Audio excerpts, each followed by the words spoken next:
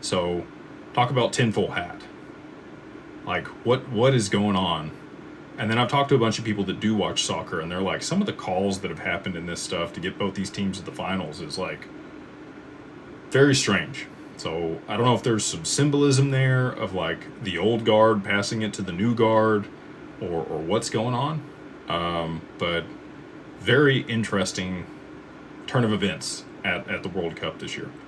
And then, I'll take this back to the first one you asked for, which was Jed and Ripple. Jed has snuck out in the nick of time at pretty much every place he's ever been.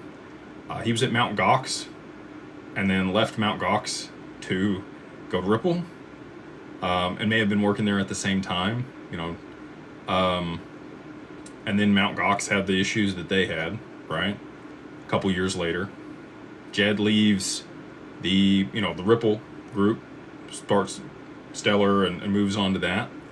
A couple years later, they're sued by the SEC. 3-4 years later, kind of the same cadence around Mount Gox and all that. 2014 is when that went down.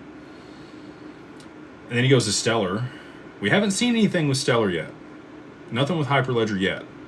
But we're still in the time frame of him leaving there for a couple years, because now he's moved on to Vast, which is their space company that's commercializing space travel and other industries done on space stations. And that's what he used all of his XRP that he sold to fund. So just, really interesting if you go look at like where he's worked, what's happened after he's left, and then he, like I said, he gets out of there like a couple years before some weird stuff happens. We haven't seen that yet for Stellar. I don't know if that'll happen for Stellar or not. But it would be odd if it didn't at this point because of his track record.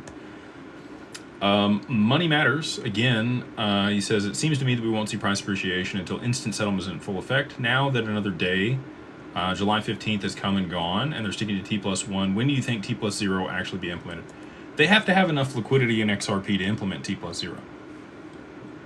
If there's not enough liquidity in XRP, it can't facilitate it. I don't know if you guys have been watching the amendments or not, but I'm going to pull them up here real quick. If y'all going to want to go check them out, you can go to xrpscan.com/amendments, and you can see where the votes are for different amendments on the XRPL. There's 35 UNL validators. You have to have at least 29 of them, or 80% plus one, in order to get something across the line and be adopted. And there's a 2-week, holding period where they make sure everything's good before it goes live on the network.